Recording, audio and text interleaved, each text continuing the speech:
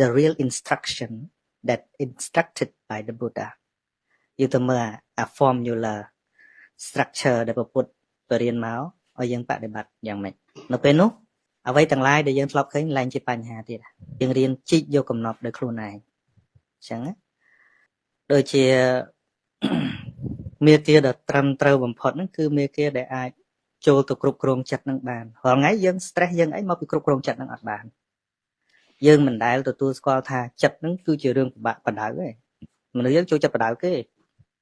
តែពុទ្ធបរៀនឲ្យយើងបដៅចិត្តអញ្ចឹងមិនថាមើលពីណាខ្លាំងលើកដៃបដៅចិត្តឲ្យវាស្ងប់មើលបដៅចិត្តកុំឲ្យខឹងមើលបដៅចិត្តកុំឲ្យកើតទុក្ខមើលបដៅចិត្តកុំឲ្យ stress មើលបដៅចិត្តកុំឲ្យមួម៉ៅមើលបើខ្លាំងកាត់ព្រះអង្គ